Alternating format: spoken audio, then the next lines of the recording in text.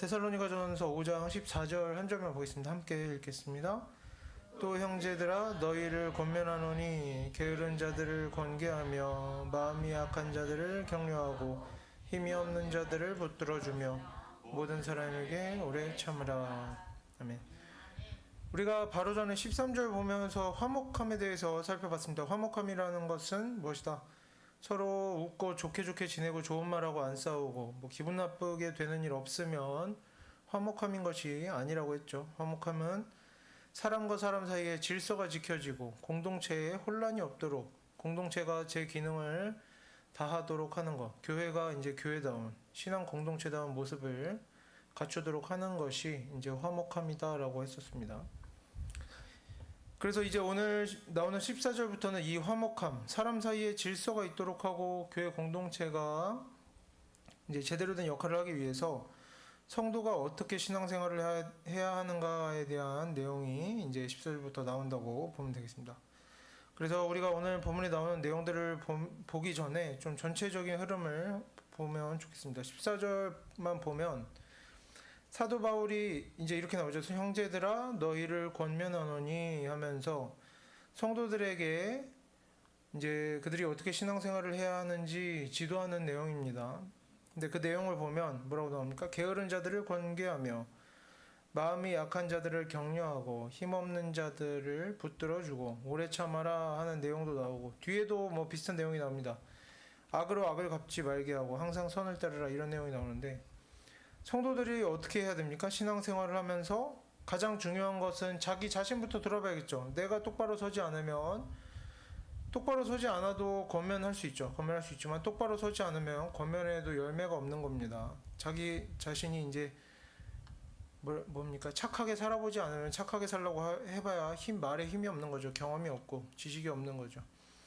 가장 중요한 것은 그래서 자신의 부족함을 먼저 돌아보고 스스로 겸손해지고 자기 자신이 하나님 말씀 잘 듣고 배우고 하나님 말씀대로 사는 것이 무엇보다 중요합니다.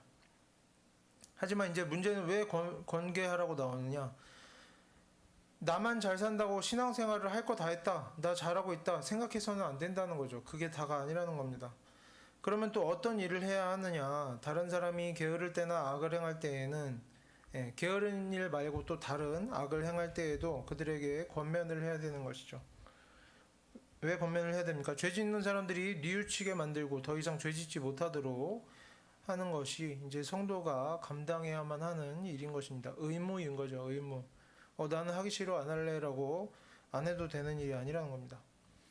또 마음이 약한 자들을 격려하고 힘이 없는 자들 붙들어주고 도움이 필요한 사람들 도와주는 것도 이렇게 하나님께서 하나님의 말씀으로 성도들에게 명령하시는 성도들의 의무라는 겁니다. 나만 잘 살고 나만 착하게 살고 나 힘내서 열심히 산다고 끝이 아니라는 거죠. 다른 사람을 돌아봐야 한다는 겁니다. 물론 그렇다고 지금까지 권면하거나 위로하는 일을 하지 않았으면 이제부터 반드시 해라 이런 말은 아닙니다. 권면하는 일은 당연하고 위로하는 일도 사실 마찬가지인데 말을 잘 가려서 하도록 훈련받는 시간이 필요합니다. 내가 준비되지 않았는데 하면 오히려 죄를 짓는다고 여러 번 말했었죠. 말을 잘 가려서 하도록 훈련을 받고 또 내 말로 권면하고 위로하는 게 아닙니다. 성경에서 말하는 권면과 위로는 그런 게 아니에요. 올바른 성경 지식을 익힌 후에야 하나님의 말씀을 기초로 해서 권면하고 위로할 수 있어야 그래야 그 이후에 권면하는 일도 하고 위로하는 일도 할 수 있는 것이고 그렇게 할 때에 의미가 있는 것이죠. 그렇게 되지 않으면 어떻게 합니까? 준비되지 않았는데 나서서 한다고 하면 나는 좋은 일 한다고 권면하고 위로하지만 나와 대화한 사람들은 기분이 나빠지는 겁니다. 기분이 나빠지지 않아도 나아지는 게 없는 거예요. 좋은 말 들으면 뭐 하겠습니까? 하나님의 말씀이 아닌데. 결국에 관계가 깨지고 그 삶이 어지러워지고 공동체가 혼란스럽게 되는 것뿐입니다. 아무 열매가 없는 거죠. 나는 수고했는데 열심히 살았는데 네, 수고하고 열심히 산 거는 맞죠. 하지만 아무 열매가 없는 겁니다. 하나님 말씀에 순종하지 않았으니까요. 다만 이제 오늘 본문의 내용을 보면서 우리가 배워둘 것은 하나님께서 원하시는 성도의 신앙생활이란 이제 이렇게 가야 한다라는 겁니다. 이상적인 것들을 이야기하는 겁니다. 당장 지금 해라라는 게 아니라 성도들의 신앙생활이란 예배 참석하고 성경 읽고 기도하고 봉사하고 이런 걸로 끝나는 게 아니라는 거죠. 하나님께서는 모든 성도들이 서로 간에 제대로 된 말과 올바른 태도로 겸손함으로 서로 권면하고 위로하는 일을 감당하기를 바라신다는 겁니다. 그리고 제대로 권면하고 위로하는 일을 감당하기 위해서는 성경을 계속해서 배우고 알아가야 한다는 것, 이게 중요하다고 했었죠. 그래서 우리가 지금 당장 권면하고 위로하는 일들을 감당할 이제 자격이 되지는 못한다고 하더라도 우리가 이런 것을 위해서 노력해야 된다. 자격이 아직 되지 않았으면 성경을 공부하고 자신의 성품을 다듬어가는 일들을 해야 한다. 이런 것들을 우리가 알아두고 좀 기억해 두었으면 좋겠습니다. 우리가 지금 내가 교회 오래 다녔다고 아니면 뭐 별 문제 없이 신앙생활 하고 있다고 그래서 뭐 사람들과 다투지 않고 뭐 봉사 빼먹지 않고 출석 빼먹지 않고 하면 별 문제 없이 신앙생활 하고 있다고 생각하겠죠. 그래서 이렇게 하고 있다고 스스로 잘하고 있다고 충분하다고 괜찮다고 생각할 게 아니라는 겁니다. 예. 심지어 이제 우리가 이런 부분이 있다면 고민을 해볼 일이란 거죠. 내가 왜 교회 열심히 다니는데도 삶에 문제가 있지, 뭔가 해결되지 않지? 예. 우리가 이제 다 잘하고 있는 게 아니라는 거죠. 괜찮지 않기 때문에 문제가 계속 생긴다는 겁니다. 하나님의 역사심을 경험하지 못하고 있다는 거예요. 왜? 내가 출석은 잘하고 있지만 이렇게 하나님의 말씀을 아직 너무나 잘 모르고 하나님의 말씀대로 그래서 살지 못하고 권면하고 위로하지 못한다.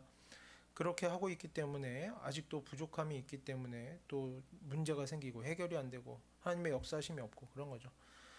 그래서 우리가 나 잘하고 있어, 괜찮아, 충분해 라고 생각하는 그런 생각들을 이제는 좀 버리고 내가 어떤 부분이 부족한가. 언제나 모든 교훈에 항상 한 개 나오는 말입니다. 강조하는 말인데 어떤 부분이 부족한가 계속 돌아보고 고민하고 찾아내야 되는 겁니다. 지식이 부족하지는 않은가, 하나님의 말씀을 잘 모르지는 않는가, 내가 실천이 부족하지는 않은가, 이런 것들을 살펴보고 우리가 우리의 부족한 점을 채워가면서 우리가 계속해서 하나님 앞에서 더 나은 모습으로 살아가려고 변화되려고 애쓰는 성도들이 되기를 바랍니다. 우리가 살아가다 보면 여러 가지 문제와 어려움들이 있습니다. 내가 잘못해서 생기는 문제들도 있지만 모든 것이 그렇진 않죠. 인간의 타락과 내 타고난 부족함 때문에 생기는 어려움들도 있습니다. 나도 똑똑하고 싶은데 똑똑하지 못해서 생기는 어려움도 있고 나도 힘세고 건강하고 싶은데 그러지 못해서 생기는 어려움들도 있습니다. 이런 건 좀 억울할 수도 있죠. 내가 나쁘게 해서 한 게 아니니까. 또 어떤 일들이 있습니까? 내가 다 잘하고 내가 건강하고 튼튼하고 똑똑해도 사단의 공격 때문에 또 다른 사람들의 악함 때문에, 다른 사람들의 악함이랑 결국 사단이 이제 조종하는 거지만요. 다른 사람들의 악함 때문에, 사단의 악함 때문에 생기는 어려움들도 있습니다. 공격하는 거죠. 그래서 우리가 이런 어려움들을 다 극복해내고 문제를 해결하려고 결국에 이 모든 멸망과 악한 것으로부터 벗어나서 구원으로 나아가려고 우리가 하나님을 믿고 신앙생활을 하는 것이 아니겠습니까? 죽어서만 천국 가면 되겠습니까? 이 땅에서의 삶에서도 구원을 경험하는 것이 우리가 하나님을 믿는 목적 중에 하나인 것입니다. 그런데 문제는 뭐냐? 그 신앙생활의 방법이 잘못된 경우들이 있는 경우가 있다는 거죠. 예배와 봉사에 정말 최선을 다해서 열심히 하는 사람들도 있습니다. 헌금을 열심히 하는 사람들도 있고 또 이것들은 실제로 매우 중요합니다. 예배도 봉사도 헌금도 매우 중요하죠. 그리고 성경 읽고 기도하는 일에 열심을 내는 사람들도 있습니다. 이것도 매우 중요합니다. 잘하고 있는 일이죠. 이런 것들을 열심히 한다는 것은. 하지만 성경책을 보면 그 무엇보다도 자주 나오는 내용이 뭡니까? 그 무엇보다 중요한 게 뭡니까? 우리가 일상에서 자신을 돌아보고 우리의 말과 행동을 바로잡고 죄에서 벗어나서 하나님 말씀에 순종하며 사는 일이 반드시 나타나야지만이 나머지가 의미가 있는 겁니다.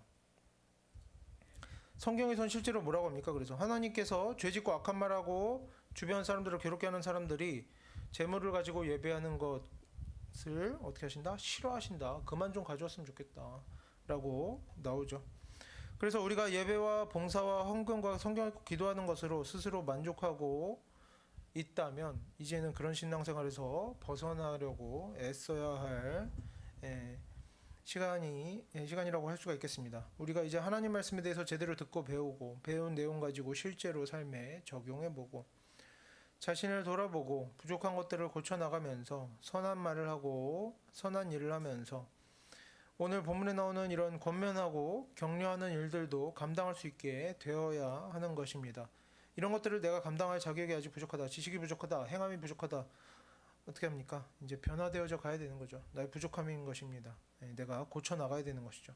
이 외에도 우리가 하나님의 말씀대로 순종하면서 사는 일에 힘쓰면서 그렇게 하나님과 가까워지고 우리의 문제와 어려움들을 해결해 주시는 하나님의 역사하심을 경험하면서 구원의 하나님을 실제로 경험하고 깨닫고 알아가는 일들이 있게 되기를 바랍니다.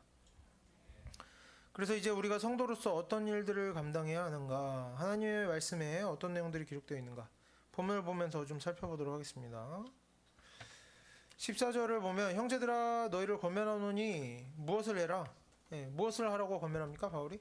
가장 먼저는 게으른 자들을 권계해라. 형제들아, 성도들이 해야 된다는 겁니다. 게으른 자들을 권면하라 이렇게 나옵니다. 권계하라. 여기서 권계하다라고 나오는데 권계하다라는 표현을 보면 이제 사실 번역이 조금 잘못되었다고 볼 수가 있겠습니다. 이 권계하라라고 쓴 말은 앞에 권면이랑 겹치니까 다른 말을 쓰려고 한 것 같아요. 그리고 앞에 권면과 뒤에 권계가 헬라어로 다른 단어입니다. 예. 근데 이제 권면이라는 말은 사실 앞에 나오는 권면이라는 말은 우리가 자주 사용하는 단어는 아니고 굉장히 부드러운 이제 뭐랄까요? 이렇게 했으면 좋겠다 하는 한번 권하는 말이고 이제 뒤에 나오는 권계하라라고 번역된 말이 사실 자주 나오는 권면이라고 번역된 단어와 일치하는 단어입니다. 이 단어는 12절에서도 나옵니다. 다스리며 권하는 자들이라고 하는 그런 설명하면서 이제 다루었던 단어와 같은 단어입니다. 그때 이제 이 단어의 원래 뜻을 설명하면서 이런 이야기를 했었습니다. 마음에 놓다라는 것을 설명했었죠. 권면의 이제 어원을 다루면서 상대방이 들을 만한 말로, 상대방의 마음에 가 닿을 말로 해야 한다라고 했었습니다. 상황도 모르고 상대방에 대한 이해도 없고 배려도 없고 지금 내가 보기에 뭐가 문제가 있다고 그냥 내 말로 지적하는 건 권면이 아닌 정죄와 비난이다. 악한 말이고 죄짓는 것이다. 이런 설명을 했었는데 또 오늘 같은 단어가 나오는데 이 권면과 관련된 또 다른 내용을 조금 추가적으로 살펴보도록 하겠습니다. 이 단어, 성경에서 대표적으로 권면이라고 번역되는 이 단어는 뭔가 가르치다, 지도하다, 정보를 제공하다, 알려주다 이런 맥락의 단어가 아닙니다. 학교 선생님이 수업 시간에 학생을 가르치는 그런 식의 활동을 말하는 단어가 아니라는 겁니다. 정보만 제공해주는 선에서 멈춰야 되는 그런 단어가 아닌 거예요. 어떤 단어냐? 경고하는 것, 훈계하는 것, 잘못이 있는 것을 보고 잘못을 지적하고 변화되어지기를 요구하는 것, 실제 잘못에서 벗어나서 올바른 길로 가도록 하는 그런 것이 바로 이 단어가 가진 의미입니다. 그러니까 뭡니까? 서로 좋게만 말할 수 있는 그런 활동은 아닌 거죠. 이 권면이라는 것은 상대방의 잘못을 지적하는 것이 반드시 거기에 포함되어 있어야 하기 때문에 좋은 말로만 할 수는 없는 겁니다. 언제나 좋은 말로만 할 수 있는 것은 아닙니다. 그래서 지금 사도 바울이 성도들에게 게으른 자들에게 권면하라고 하는 것은 게으르게 살지 말라고 알려줘라. 성경에 이렇게 써 있다고 알려줘라. 정보 좀 제공해줘라. 교육해라. 이런 정도에서 끝내라고 하는 것이 아닙니다. 게으른 것은 죄다. 분명하게 말하라는 겁니다. 성경에서 그것을 죄라고 말하고 있다. 이런 식으로 하나님의 말씀을 근거로 해서 내 말로 하면 안 되죠. 하나님의 말씀을 근거로 해서 잘못된 것을 분명하게 지적하고 고치도록 말을 해야 하는 것입니다. 그런데 이런 권면은 당연히 이전에 다뤘던 대로 어떻게 그 태도가 어떻게 겸손한 태도로 온유하게 그리고 내 마음대로가 아니라 듣는 상대방에게 맞춰서 상황에 맞게 듣는 상대방이 받아들일 만한 말로 신경 써서 전해야 하는 겁니다. 절대로 쉽지가 않죠. 권면은 언제나 누구에게나 부담스럽고 어렵고 굉장히 신경을 많이 써야 하는 일입니다. 내가 지금까지 권면을 해왔지만 말이 쉽게 나가고 있었다. 그러면 바로 자신부터 돌아봐야 하겠습니다. 권면은 그렇게 쉽게 말할 수 있는 것이 아닙니다. 말하는 것도 듣는 것도 어려운 일인 겁니다. 그래도 해야 되는 것이고. 그래서 우리가 계속해서 성경을 읽고 듣고 배우고 하나님 말씀대로 사는 일을 계속해서 훈련을 해야만이 지식이 쌓이고 충분히 훈련이 되고 습관이 생겨야만이 좋은 습관이 생겨야만 이렇게 하나님의 말씀대로 권면하면서 하나님의 말씀에 순종하는 인생을 살아갈 수가 있는 것입니다. 권면은 실제로 어려운 일이어서 이와 관련해서는 하나님의 말씀대로 살지 못하는 부족함을 보이거나 불순종하고 죄짓게 되는 경우들이 너무나 많이 있습니다. 해야 되는데 하지 않는 사람도 있고 권면을 하기는 하지만 이제 그 말에 문제가 있어서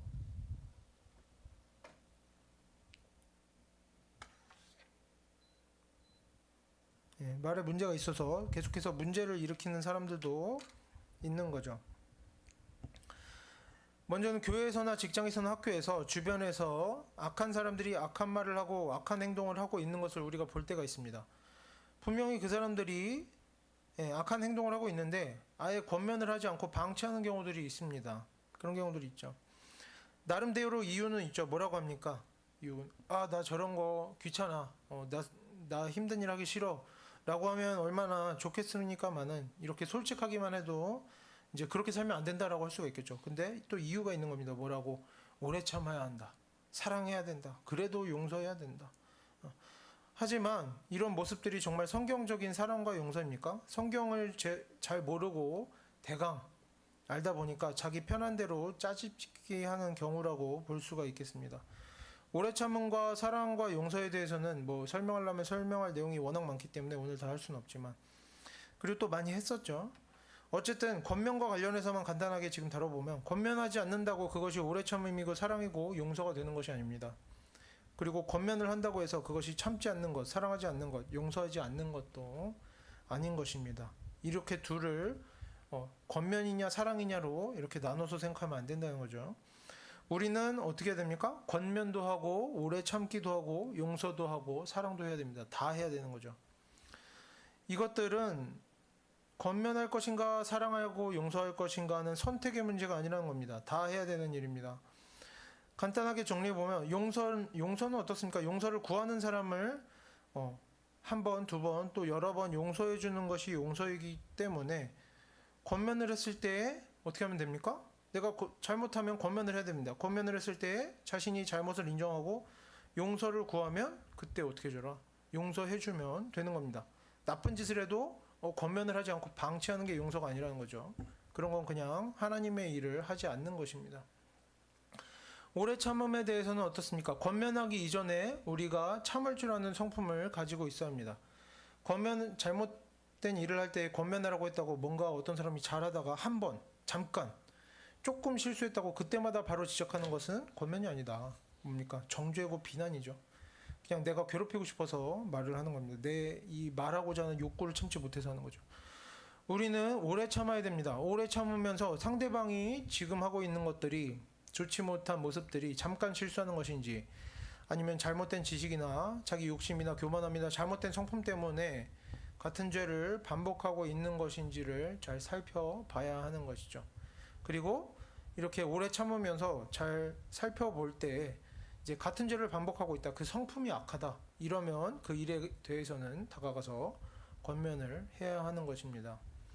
그리고 사랑한다면 당연히 무엇을 해야 됩니까? 상대방이 악한 말과 악한 일을 버리고 믿음과 구원에 이를 수 있도록 겸손한 말과 겸손한 태도로 조심스럽게 그 마음이 상하지 않도록 권면을 해야 하는 것입니다.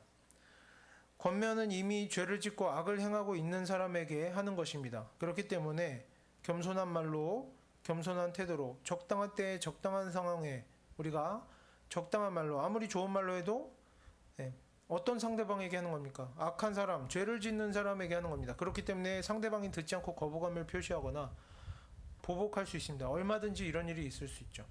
하지만 사랑한다면, 사랑이 있다면 그런 고난을 각오하고 겸손한 말로 권면해야 하는 것입니다. 물론 그 전에 오래 참음이 있어야겠지만요.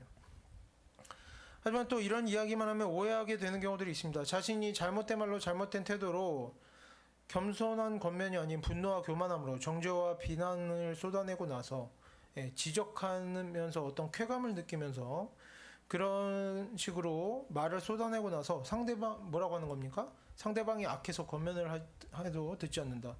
잘 되라고 해주는 말인데 싫어한다. 자신을 돌아보지 않는다. 상대방만 비난하는 경우들도 너무나 많이 있습니다. 그래서 우리가 이런 일이 없도록 하기 위해서는 언제나 권면하기 전이나 권면을 한 후에도 자신을 계속 돌아봐야 되는 겁니다. 권면은 잠깐이고 자신을 돌아보는 것은 계속되어야 하는 거죠.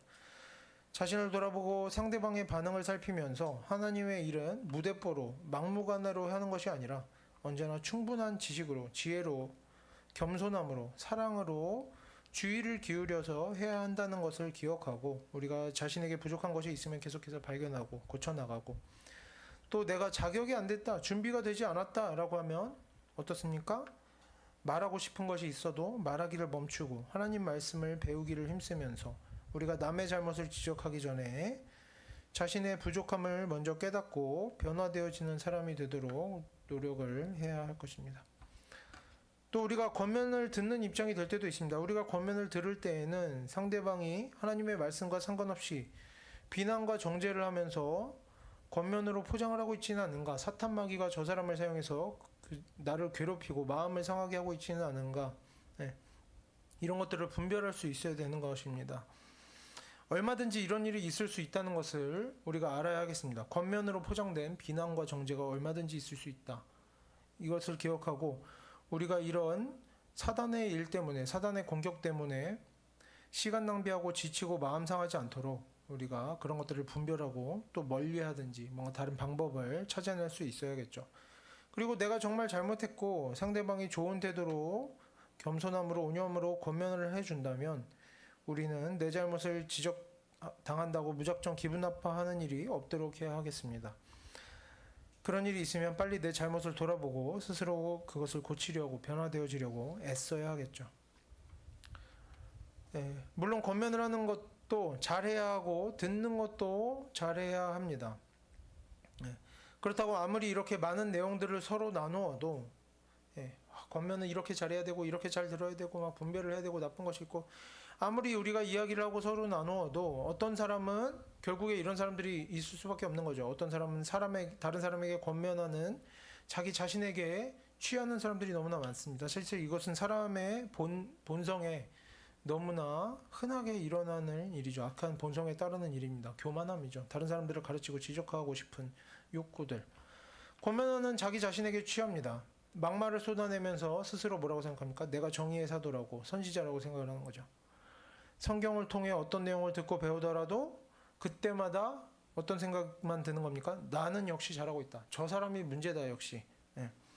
이렇게 하는 사람들도 얼마든지 있을 수 있고 어떤 사람은 악한 일을 보고도 모른 척하면서 아무리 설명을 들어도 그래도 참아야지 용서해야지 이제 권면하기 싫은 마음을 그렇게 포장하며 또 어떤 사람들은 권면이 아닌 막말을 들으면서도 다른 사람들 앞에서 자신이 좋은 사람처럼 보이려고 하나님의 말씀과 아무 상관없이 그런 나에게 막말을 쏟아붓는 악한 일들을 방치하고 쓸데없는 일에 그런 불필요한 일에 아무 유익이 없는 일에 기분 상해하면서 계속 참으면서 불필요한 에너지를 낭비하면서 사람들에게 잘 보이려고 하면서 제가 잘못했죠. 그렇게 해봐야죠. 막 이제 악담에도 순종하면서 하나님보다 사람에게 잘 보이는 일에 사람의 마음에 더 의지하며 사는 사람들도 있다는 것입니다. 하나님의 말씀대로 사는 것보다 이제 평판이 중요하고 인기가 중요하고 그런 사람들도 있다는 거죠. 똑같이 성경을 읽고 듣고 배우고 권면을 하고 권면을 들어도 모든 사람이 좋은 길로 가는 것은 아니라는 것입니다. 그리고 이것은 우리 중에 한 명이 어떤 결심을 한다고 다른 사람들을 그렇게 쉽게 바꿀 수 있는 일이 아닙니다. 어떤 것들은 너무나 많은 일들이 하나님의 은혜로만 하나님의 능력으로만 해결되어 줄 수 있는 일들이 많다는 거죠. 그래서 우리가 악한 사람들 때문에 힘들 때에는 권면을 듣는 사람이 악하든지 권면을 하는 사람이 악하든지 악한 사람들 때문에 힘들 때에는 우리가 한두 번 애써보고 영접하지 않는 사람들에 대해서는 멀리하고 발에서 먼지를 떨어버릴 줄도 알아야 하는 것입니다. 그래서 이렇게 우리가 권면을 하든지 듣든지 아니면 제대로 권면하지도 못하고 듣지도 못해서 우리가 변화되어지기 위해서 자격을 갖추기 위해서 열심히 하나님의 말씀을 읽고 듣고 배우든지 우리가 어떤 상태에 있든지 우리가 사람을 의지하지 않고 평판과 뭐 인기 그런 것들을 하나님보다 더 신경 쓰는 일이 없도록 하고 우리가 하나님의 말씀이 아닌 내 생각을 기준으로 삼지 않고 우리가 언제나 하나님의 말씀에 의지하며 하나님 말씀에 순종하며 살아가기를 애쓰는 그런 성도들이 되어야 하겠습니다. 다른 본문을 보면 본문에서는 어떤 사람들을 권면하라고 하느냐 다시 본문을 보면 뭐라고 나옵니까? 게으른 자들을 권면하라고 나옵니다. 게으른 자들. 이 게으른 사람들은 어떤 사람들을 말하느냐? 우리가 전에 데살로니가전서 4장 11절을 보면 이렇게 나왔습니다. 조용히 자기 일을 하고 너희 손으로 일하기를 힘쓰라. 이런 본문을 보면서 데살로니가 후서랑도 연결시켜 봤어요. 막 이런저런 내용을 많이 다루면서 뭐라고 했습니까? 자기 일은 하지 않고 다른 사람의 일에 참견하는 사람들이 당시 데살로니가 교회 공동체 안에서 문제가 되었다고 했었습니다. 예. 이것이 이제 참견과 관련된 일이라는 것은 데살로니가 후서에서 좀 분명하게 나오는데 뭐 다시 다 보지는 않고요. 지금 본문에 나오는 게으른 사람들이라는 것은 이런 사람들을 말하는 겁니다. 자기 일 하지 않고 참견하는 사람들 말하는 것인데, 이제 오늘은 이 게으르게 자기 일을 하지 않고 남 일에 참견하는 사람들이 어떻게 생겨났는가, 왜 이런 사람들이 생겨서 문제를 일으켰는가 하는 배경을 좀 보도록 하겠습니다. 당시 그리스 로마 사회에서는 후원하는 사람과 후원받는 사람의 이런 관계가 흔하게 있었습니다. 후원자와 후원받는 사람의 관계가 흔하게 있었는데, 이런 것들은 다른 거 다루면서 얘기했었죠. 또 후원하는 사람은 당연히 귀족이고 부자인 사람들이었습니다. 그러면 어떤 사람들이 후원받느냐? 다 후원받지는 못할 거 아닙니까? 어떤 사람들이 후원받습니까? 다른 사람들을 후원하는 귀족들은 그냥 이제 좋은 마음으로 가난한 사람 돕는다고 아무나 골라서 후원하는 게 아니라는 겁니다. 후원을 하면서 자신에게 후원받는 사람들에게 이런저런 자신에게 필요하고 이득이 되는 그런 일들을 시켰습니다. 그러면 어떤 사람들이 후원받고 이들에게 도움이 되는 일들을 했느냐? 좋은 인맥을 통해서 귀족과 연결될 수 있는 사람들이 후원을 받을 수가 있었습니다. 네. 그리고 귀족들은 그들의 이런 좋은 인맥을 이용했죠. 실제로 당시 사람들은 자신이 스스로 심지어 이런 문화가 있었습니다. 자신이 스스로 독립적으로 일해서 노동하고 돈 벌면서 사는 것보다 이렇게 귀족의 후원을 받으면서 사는 것을 더 사회적으로 인정받은 성공한 품위 있고 보기 좋은 라이프 스타일이라고 여겼습니다. 네. 그래서 누가 자신의 힘으로 열심히 일해서 돈을 벌고 있다. 근데 나는 후원 받아서 살아가는 사람이다. 그러면 저 사람 앞에 가면은 내가 뭔가 이렇게 이제 막 이렇게 고개가 쳐들어지고 막 어깨에 뽕이 생기고 막 그러는 거죠. 저 사람은 저렇게 수고하고 일을 하지만 난 더 나은 삶을 살고 있다. 부유한 삶을, 풍족한 삶을. 그래서 자기 일을 하면서 돈을 벌기 위해서 노동하는 것은 당시 사회적으로 비교적 천한, 무가치한 일로 여겨졌고, 이렇게 인맥, 교류, 네트워크, 이런 후원받고 또 연줄이 있고 이런 것들, 이런 거는 상대적으로 더 나은 삶으로, 품위 있는 삶으로 여겨졌다는 겁니다.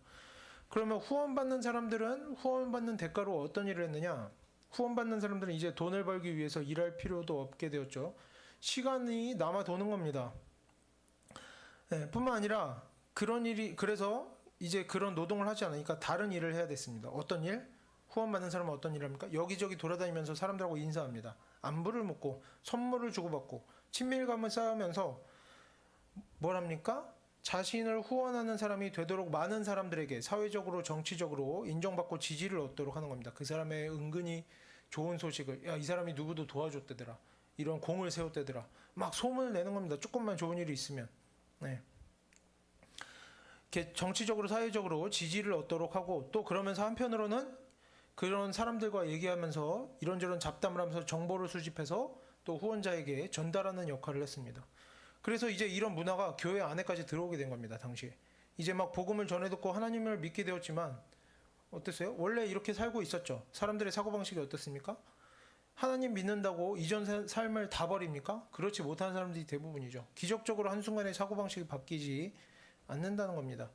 사람들은 하나님을 믿게 되었으면서도 뭐가 잘못됐는지 이상한 건지도 모르고 이전에 살던 그대로 살아갑니다. 어떻게?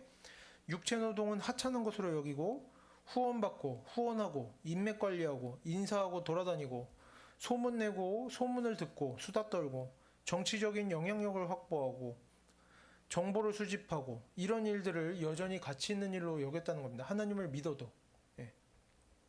그러다 보니까 자기 일을 하지 않고 온갖 잡담 나누고 남의 일에 참견하고 온갖 남의 사생활에 관련된 세세한 정보까지 수집하고 소문내고 전달하고 다니는 사람들이 어떻게? 교회 안에도 생긴 거죠. 뭔가 악한 의도를 가지고 그랬다기보다는 이전에 살던 대로 열심히 살았던 것이다, 이렇게 보는 것이 더 가깝겠습니다. 당시 문화의 기준으로 따르면. 우리의 지금 문화에서는 좀 이해가 안 될 수 있지만 당시의 문화에서는 그냥 살던 대로 열심히 산 것뿐이다, 이렇게 볼 수도 있는 거죠. 그리고 또 데살로니가 전서를 보면서 우리가 본문에서 확인했듯이 뭐라고 했습니까? 신앙생활은 혼자 하는 게 아니다, 공동체가 함께하는 것이다, 이런 가르침들도 내용도 많이 나왔었죠. 그래서 이런 맥락에서 교회 안에서도 어떤 일이 생기는 겁니까? 후원을 하고 후원을 받고 하는 일이 생긴 거고, 또 심지어 예수님께서 다시 오실 날이 이제 진짜 며칠 안 남았다. 사도들 중에 볼자도 있느니라고 했는데 다 순교당하고 몇몇 안 남았고 나이도 많고, 이런 얘기 했었죠. 얼마 안 남았다고 하니까 저축해서 돈을 모을 필요도 없는 겁니다. 노동이란 이제 아무 가치가 없는 거예요. 돈을 벌 필요가 없는 상황인 겁니다. 돈을 저축해서 돈을 모아서 뭔가를 한다던가, 혹시나 병원에 가거나 큰 돈이 필요한 일이 생기지 않을까 걱정하는 마음에 돈을 모아놓고 막 열심히 일을 해서 돈을 모으고 하는 일들, 그런 게 전혀 필요가 없고 무의미하게 여겨지게 되고, 그러다 보니까 사람들이 믿음 없이 살던 때처럼 어떻게 하는 겁니까? 후원도 팍팍 하는 거죠. 돈을 아낄 필요가 없는 겁니다. 후원도 막 엄청나게 하고, 후원도 엄청나게 받고, 교회에서 지원도 받아가면서 다 일은 내팽개치고 일 안 하고 돌아다니면서 뭐합니까? 이제 시간이 남으니까 수다 떨고 참견하고 정치질하고 소문내고, 소문을 수집하고, 또 소문을 수집해서 여기저기 정보 전달하고, 여기서는 아부 떨고 저기서는 칭찬하고 저기서는 비방하고, 이런 일들을 계속하는 겁니다. 이 사람 저 사람 친하게 지내고 잡담하고, 그러면서 자신이 뭔가 대단한 일을 하는 것처럼 전보다 품위 있는 삶을 살고 있죠. 자신이 대단한 사람이라도 된 것처럼 생각하면서 서로 이런 모습으로 살아가면서 어떻게 됩니까? 결국에 공동체를 어지럽히고 제대로 신앙생활을 하려고 하는 성도들까지 괴롭게 만드는 것이죠. 그래서 이제 4장에서는 참견하지 말고 자기 맡은 일 열심히 해라. 그래서 자기 손으로 일을 해라. 그래서 자신도 잘 살도록 하고 주변에 피해 주거나 하지 않도록 해라. 이런 내용이 나왔던 것이고, 오늘 본문에도 같은 맥락입니다. 게으른 자들, 이런 사람들이 정신을 차리고 제대로 자기 손으로 일하면서 살도록 권면을 하라 하는 내용이 나오는 것이죠. 사회적으로 받아들여지지 않는 내용이라도 우리는 어떻게 됩니까? 하나님의 말씀대로 권면을 해야 되는 것입니다. 그래서 우리가 지금 이 본문을 보면서 이런 부분에서 좀 적용을 해볼 수 있었으면 좋겠습니다. 이 배경을 알아야 적용할 수가 있기 때문에 좀 배경을 살펴봤고요. 신약시대 때나 지금이나 언제나 같은 문제는 반복되고 있습니다. 사람들하고 잘 지내고 대화를 잘하고 일을 어떻게 하냐와 상관없이 돈을 많이 벌고, 그보다는 또 돈을 많이 버는 것보다 중요한 게 적게 일하고 많이 돈 벌고, 이런 것들은 하나님 없이 사는 사람들에게만 좋은 것이 아니라 사실 우리 성도들에게도 좋은 일입니다. 우리가 또 적게 일하고 돈 많이 벌면 얼마나 좋겠습니까? 하지만 이것들이 가장 중요한 일이 되어서는 안 된다는 겁니다. 좋은 일인 것은 맞지만 가장 중요한 일이 되어서는 안 된다. 때로는 사람들에게 반감을 사더라도, 다른 사람들을 불편하게 하더라도, 심지어 다른 사람들이 보기에 천박하고 천박하게 보이고 모욕적인 취급을 당하더라도, 내가 좀 손해보고 좀 더 많이 수고하고 또 인기를 얻는 것이 아니라 모욕당하고 비난당하더라도 우리가 하나님 말씀대로 살아야 할 때가 있는 것입니다. 풍족한 삶도 좋은 것이지만 하나님 말씀대로 살려면 이런 풍족함을 포기해야 될 때도 있는 것이다. 풍족함과 편안함을 포기해야 될 때도 있는 것입니다. 아무런 보답을 얻지 못해도 나랑 가깝지 않은 사람에게라도 도움을 베풀어야 할 때도 있는 것이죠. 우리는 악한 일들, 잘못된 일들을 보면 모른 척 넘어가면 안 되는 겁니다. 나랑 상관이 없다고 모른 척 넘어가면 되는 것이 아니라 권면해야 합니다. 바로잡아야 하고 공동체의 화목함을 이루어내야만 하는 것이죠. 이 세상의 질서를 바로잡아야만 하는 것입니다. 세상 모든 일들이 나와 관계가 없는 일이 아니죠. 사실 하나님께 속한 모든 세상의 일들이 하나님 말씀에 합당한 모양으로 변화되어져 가도록 우리가 권면하고 바로잡고 그런 일들을 감당해야만 하는 것입니다. 죄를 반복하는 사람이 있다. 그러면 나에게 피해 주지 않는다고 좋게 넘어갈 것이 아니라, 그 사람이 아무리 듣지 않을 사람이어도 악한 사람이어도 결국에는 때를 살펴서 권면을 해야 하는 것입니다. 권면을 해도 듣지 않으면 이제 조금 이런저런 방법을 찾아보고 고민을 해보고 어떤 식으로든 변화되어질 기미가 없다. 그러면 이제 멀리하고 갈라서야 하는 경우들도 있다는 거죠. 근데 악한 일을 하는데 권면도 하지 않아. 두루두루 잘 지내. 뭡니까? 문제가 있다는 겁니다. 그런데 우리가 때로는 용기가 없어서, 때로는 하나님의 말씀을 몰라서, 때로는 믿음이 부족해서 하나님을 믿는다고 하면서도 여전히 안 믿는 사람처럼 살아가는 모습들이 있다는 겁니다. 데살로니가의 성도들이 하나님을 믿고서도 안 믿던 시절처럼 살아가는 것처럼 우리도 여전히 그런 모습들이 있습니다.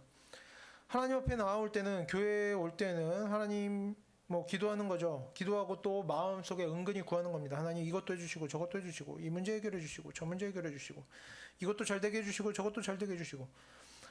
실제로 그런 기대를 하고 또 열심히 예배하고 기도하고 성경 읽고 헌금하고 하다가 예배 끝나고 돌아서서 일상으로 돌아가면 일주일 내내 사람들 사이에서는 하나님 없는 사람이, 하나님이 이 세상에 하나님이 없는 것처럼 살아간다는 겁니다. 하나님의 말씀 하나도 모르는 사람처럼, 하나님의 말씀 들어보고 읽어본 적도 없는 사람처럼, 정의와 불의에 대해 관심도 없고, 저 사람이 악한 일을 하든지 말든지 관심도 없고, 권면하는 일도 없고, 공동체의 질서 같은 것에 전혀 관심이 없는, 누군가 괴롭힘을 당한다던가 죄를 짓는다던가 관심이 없는 그런 인생을 살아가는 경우들이 너무나 많다는 것입니다. 하지만 결국에 이렇게 한 달이 걸친 듯 보이는 인생, 한편으로는 주여 주여 부르짖고 하면서도 실상 그 일상에서는, 그 인생에서는 믿음대로 사는 모습이, 하나님의 말씀대로 순종하는 모습이 전혀 나타나지 않는 이런 인생은 결국에 뭡니까? 하나님도 없고, 하나님의 역사하심도 없고, 좋은 열매도 없고, 믿음도 없고, 구원도 없는 것입니다. 그런 기도에는 힘도 없고, 그런 예배에도 능력이 없는 것이죠. 이런 신앙생활, 한편으로는 열심히 하면서 실상 살기는 하나님 없는 것 같이 사는 신앙생활은 출애굽기 32장에 나오는 모습과 비슷합니다. 어떻게 나옵니까? 세상 사람들이 언제나 반복해왔던 모습이죠. 자신을 위해 복 주는 신을 만듭니다. 내가 기도하면 소원으로 주는 신을 만들고, 내가 힘들 때 위로해 주는 신, 구원해 주는 신, 그런 나만을 위한 신을 만듭니다. 무엇으로 만듭니까? 출애굽기 32장에 금송아지를 만들죠. 그리고 어떻게 합니까? 이것이 나를 구원하는 신이다, 이것이 하나님이다 라고 주장하는 겁니다. 이렇게 한 달을 걸친 듯한 인생에는 결국에 하나님이라고 부르는 금송아지 우상만 남아있게 되는 것입니다. 그래서 우리가 이제는 데살로니가의 성도들처럼 믿음 없이 살던 모습 그대로 사는 일을 버릴 수 있어야 하겠습니다. 우리가 이제는 하나님의 말씀대로 정말 살아내는 그런 성도가 되기를 바랍니다. 우리가 하나님의 말씀을 듣고 배우기를 힘쓰고, 지식이 부족하면 살 수가 없겠죠. 하나님 말씀으로 살 수가 없겠죠. 네. 하나님 말씀을 듣고 배우기를 먼저 힘쓰고, 그 말씀을 이제 배운 것이 있다면 그 말씀을 통해서 선과 악을 분별하고 권면을 하고, 권면을 잘 듣고, 그런 일들을 우리가 잘 배워가고 훈련하면서 이제는 우리가 나 자신이나 다른 사람들의 어떤 악한 말과 악한 행동들을 모른 척 방치하는 일들, 누가 괴롭힘 당해도 그냥 모른 척하는 일들, 나만 잘 지내고 잘 먹고 잘 살면 된다고 하는, 나 잘 되기만 바라고 나 잘 되기만 기도하는 이런 태도들, 우리가 이런 모든 잘못된 것들을 버리고 우리가 어떻게 살아야겠습니까? 하나님의 일을 먼저 하는 겁니다. 기대하는 건 나중이어도 되는 거죠. 사실 그건 중요한 게 아닙니다. 하나님의 일을 먼저 하기를 애쓰는 성도들이 되어야 하는 겁니다. 우리가 어떤 일, 이 세상에서 악한 것을 몰아내고 내 자신의 죄나 다른 사람의 죄나 다 바로잡으려고 애쓰고, 우리가 매일매일 그렇게 하나님의 일을 이루어 나가는, 우리가 그런 하나님의 자녀다운 모습으로 살아가게 되기를 바랍니다. 우리가 오늘 본문 게으른 자들을 권면하라는 내용을 보면서 우리 자신을 돌아볼 수 있었으면 좋겠습니다. 나는 그냥 좋은 종교인으로 살고 있는가? 금송아지를 하나님이라 부르고 있지는 않은가? 아니면 정말 살아계신 하나님을 믿고 받아들여서 하나님께서 맡기신 일들을 정말 감당하려고, 어떻게든 감당해내려고 최선을 다해서 애쓰면서 정말 하나님의 자녀답게 살아가고 있는가? 나는 지난주에, 나는 어제 어떤 말을 하고 어떤 행동을 했는가? 나는 지금 어떤 열매를 나타내 보이면서 살아가고 있는가? 우리가 자신을 돌아보면서 이런 내용들을 생각해보고 고칠 수 있는 것들을 찾아서 고치는 성도들이 되기를 바랍니다. 그리고 내가 스스로 죄짓고 있는 부분들이 있다면 그것들을 당연히 고치고 변화되어야 하겠지만, 내가 죄 안 짓고 화 안 내고 내가 자랑 안 하고 스스로 잘 살고 있다고 하더라도 아직도 우리 주변에서 악한 말하고 악한 행동을 하는 사람들이 아무런 거리낌 없이 죄를 반복하고 있다면 우리는 다시 한번 우리 자신을 돌아봐야 되는 겁니다. 내가 잘하고 있는 것이 아니었구나라는 것을 깨달아야 되는 거죠. 나는 왜 이런 악한 일을 보고도 권면하지 않았을까? 왜 이런 악한 일을 보고도 마음에 거리낌이 없을까? 마음에 찔림이 없을까? 권면할 수 없다면 왜 저런 사람들을 난 멀리하지 않았을까? 권면할 수 없는 사람이라면 왜 나는 하나님을 믿는다고 하면서 여전히 악한 모양을 가까이하고 그런 것에 거부감을 가지지 않고 있을까? 이런 문제들에 대해서 우리가 자신을 돌아봐야 되는 겁니다. 왜냐하면 내가 죄 안 짓는다고 이제 하나님의 말씀을 보면 내가 죄 안 짓는다고 신앙생활이 끝나는 것이 아니기 때문입니다. 이런 문제들, 우리의 주변에서 일어나는 악한 일들에 대해서 우리가 어떻게 그것들을 반응하고 있는가 하는 문제들은 뭡니까? 부수적인 문제가 아니라는 거죠. 우리의 믿음에 관한 문제들이고 우리의 구원에 관련된 문제들이고 우리가 반드시 생각해보고 돌아봐야 되는 문제들이라는 것입니다. 그래서 우리가 이제는 아무 열매 없는 인생, 악한 사람이 옆에서 살든지 말든지 죄를 짓든지 말든지 누가 고통을 당하든지 말든지 악한 모양을 가까이 하면서 사는 인생을 괜찮은 것, 문제없는 것으로 여기는 우리가 이런 태도들을 이제 버리기를 바랍니다. 그래서 우리가 하나님께서 보내신 자리에서 각자의 삶의 자리에서 하나님의 일을 하겠다고 결단하는 성도들이 되기를 바랍니다.